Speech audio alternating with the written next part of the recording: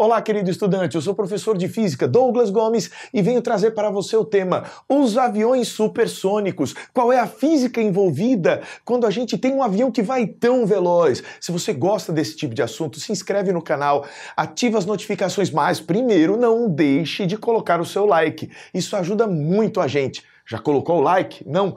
Pois clica agora, assim você ajuda o nosso canal a atingir mais pessoas.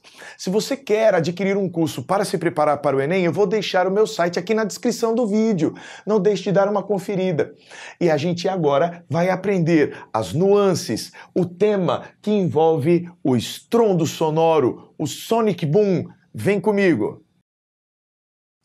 Você já deve ter notado que quando você tem uma foto ou um filme a respeito de um avião atingindo a velocidade do som, aparece meio que uma nuvem, como se fosse uma barreira de ar que naquela hora fica esbranquiçada.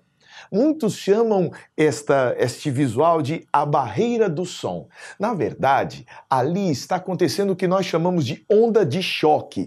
O que é uma onda de choque? É uma onda tão intensa, instantânea, uma vibração instantânea, curta, abrupta, que vai acontecer naquele local onde a variação de pressão é tão grande que a água presente no ar condensa e forma aquela fumaça branca que você vê no instante que o avião atinge a velocidade do som. Agora, por que essa onda de choque acontece? Como isso tudo acontece? Vem comigo que tem mais!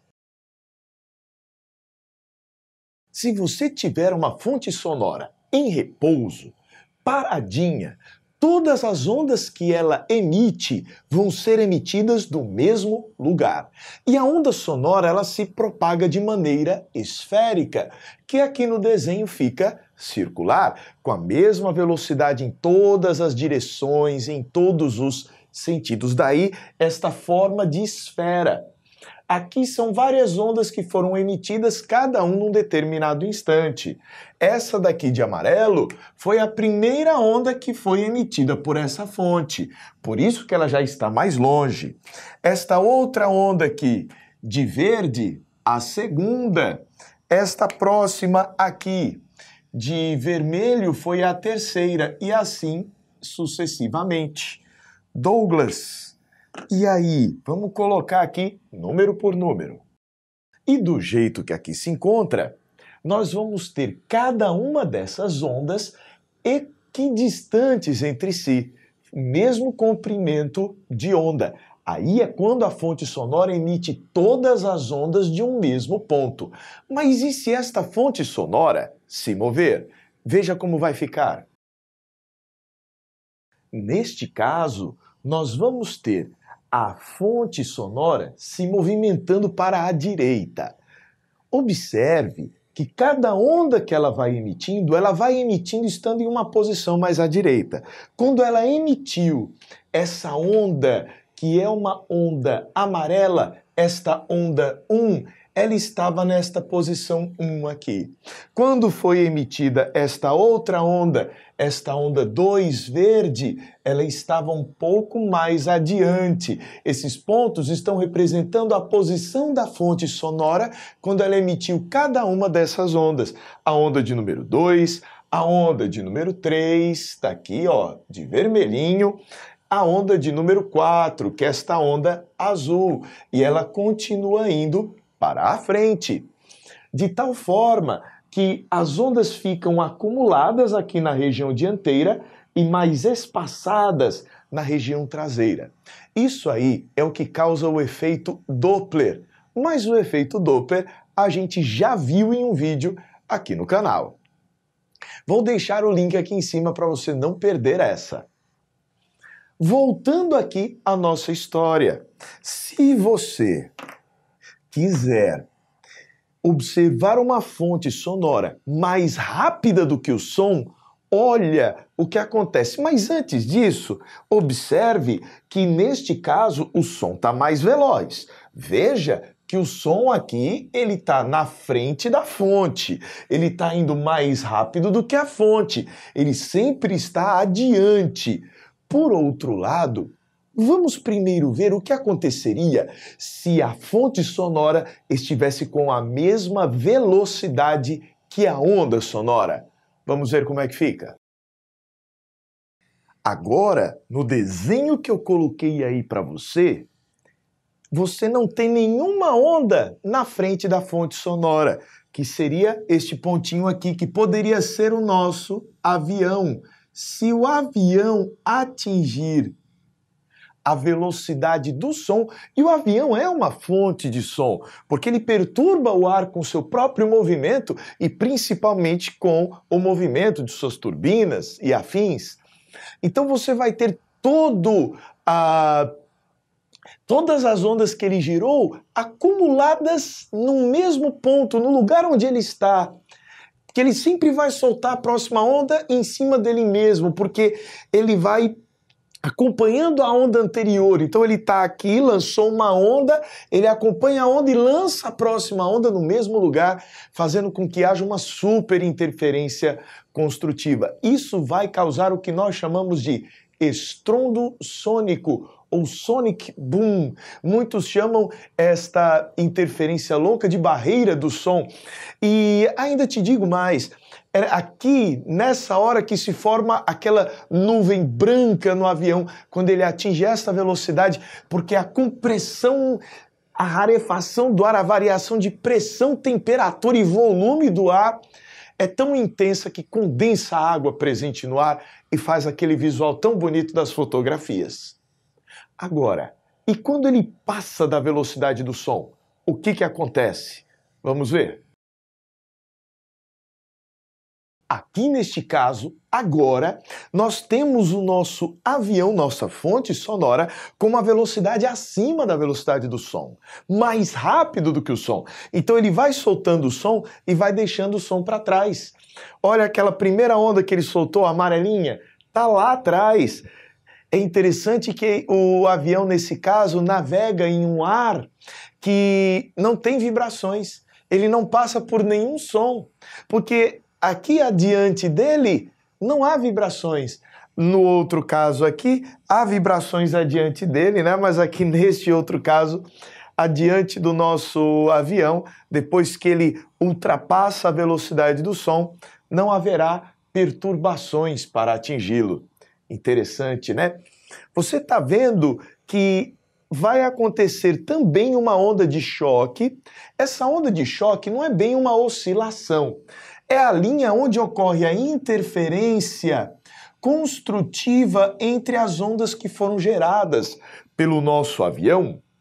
A consequência disso é que uma pessoa, quando é atingida por essa onda de choque, esta grande, como é que eu vou dizer, interferência construtiva, ela ouve um estrondo, ela não vai ouvir uma onda contínua, como ela ouvia no efeito Doppler, né? Na hora que passa o carro de Fórmula 1. Não, ela ouve só um pá, um grande estrondo que pode prejudicar seus ouvidos. Né? Quando você tem uma onda de choque, a onda de choque mais violenta que a gente tem aqui nesse caso seria a onda de choque quando o avião está com a própria velocidade do som. Nem é interessante que ele fique muito tempo com essa velocidade. É importante que ele passe logo para não ficar acumulando tantas ondas no mesmo ponto. Aqui essa onda de choque já não é tão intensa quanto aquela anterior. E ela vai formar um cone. Um cone que é conhecido aqui na linguagem portuguesa como cone de Mach. Douglas, como é que se escreve isso? Assim, ó, se forma um cone de Mach. Todo mundo que é atingido por este cone de Mach ouve um estrondo. E é interessante que este cone vai se movimentando com a mesma velocidade que a fonte sonora, né? À medida que o avião vai para a direita, este cone vai se deslocando para a direita com a mesma velocidade que a fonte que o está gerando. E assim você vai ter aquele sonic boom. Douglas, e isso acontece em algum outro lugar? acontece? Você já deve ter visto filme do Beto Carreiro, né, de cowboy. Esses filmes de cowboy geralmente apresentam um chicote. O que acontece no chicote? Existe um estrondo sônico, mas de pequena intensidade, porque você não tem um objeto enorme feito um avião. O chicote que o vaqueiro ou o cowboy pode utilizar, ele, na hora que é jogado, o chicote vai se movimentando e quando ele é puxado, a ponta do chicote se movimenta com uma velocidade maior do que a do som, às vezes até 2 vezes maior que a velocidade do som.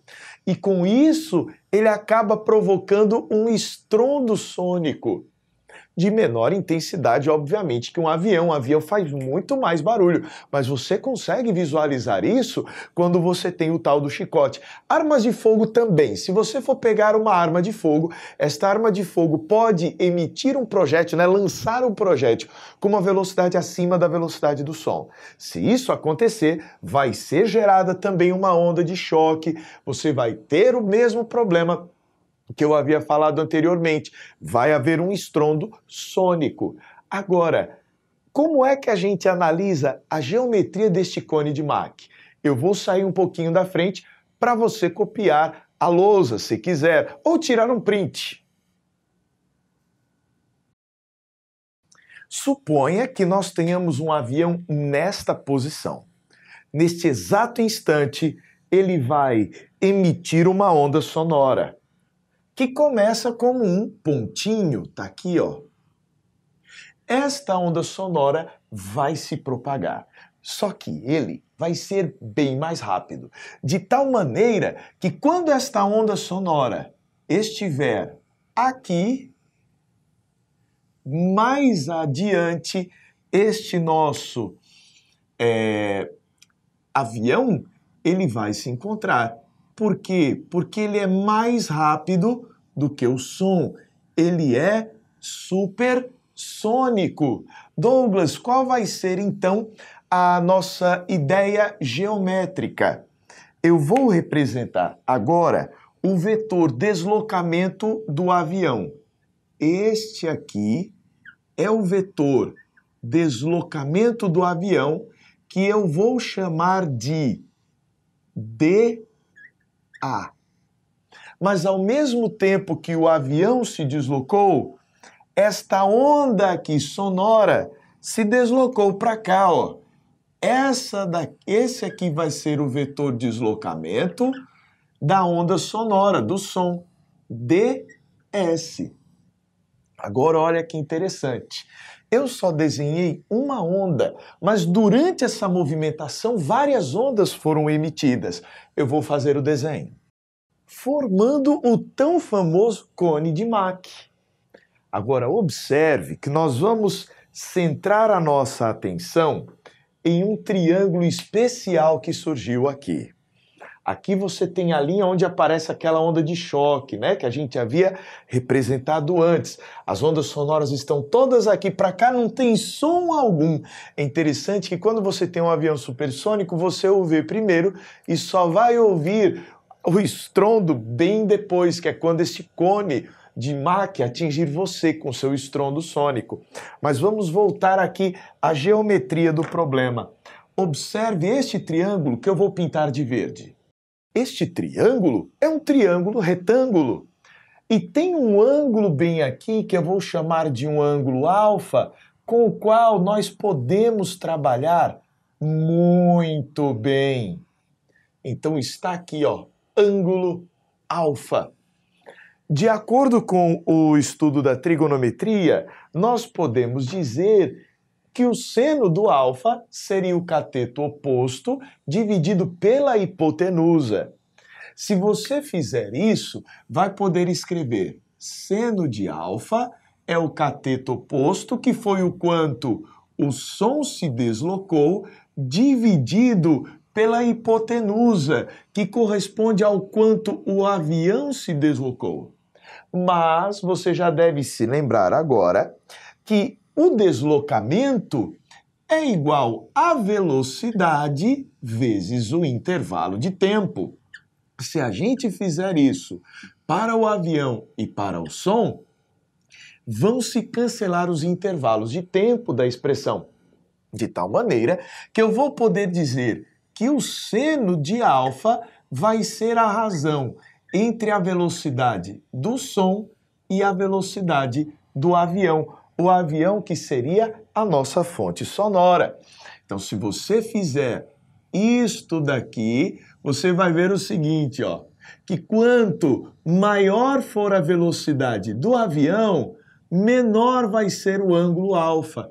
Então, quanto mais rápido o avião estiver, menor vai ser esse ângulo aqui, formado entre esta linha central e a onda de choque. Menor o ângulo do cone de Mach.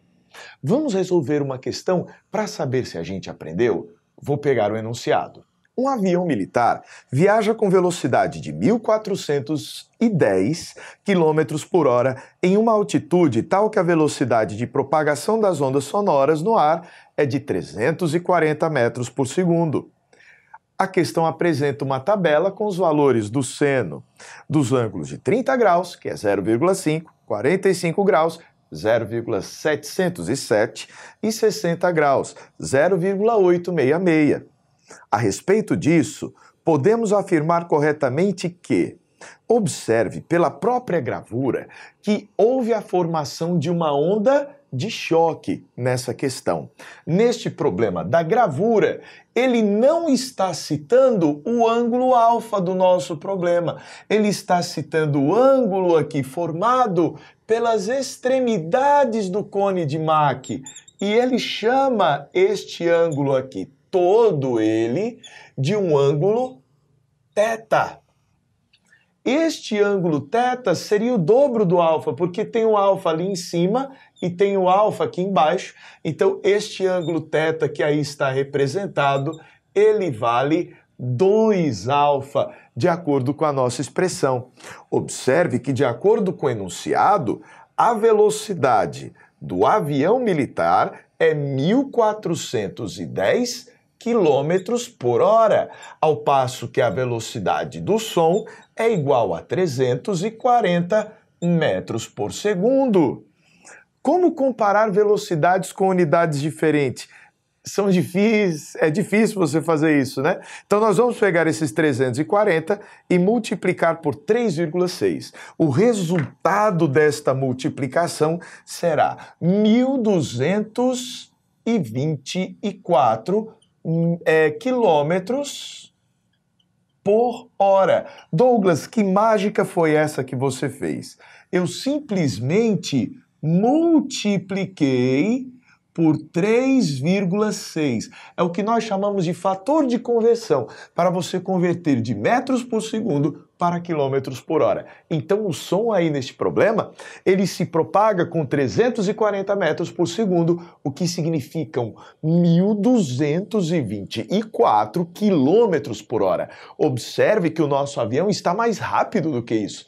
Então ele é supersônico. Se ele está mais rápido do que o som, ele vai formar uma onda de choque, como o desenho do enunciado nos indicou. Por outro lado, observe que ele quer saber o ângulo, o valor do θ. Eu vou calcular o nosso alfa. Neste problema, a velocidade do som é 1.224 km por hora, enquanto que a velocidade do avião é 1.410 km por hora. E esse resultado dá aproximadamente 0,86. Olhando para a tabela que ele deu de ângulos e senos de ângulo, nós vamos descobrir facilmente, olhando para a tabela, tá? Ó, que se o seno de alfa é igual a 0,86, é porque este alfa vale 60 graus. Mas como o bendito do problema não quer o valor do alfa, ele quer o valor deste θ, que é o ângulo entre essas duas faces da onda de choque do nosso cone.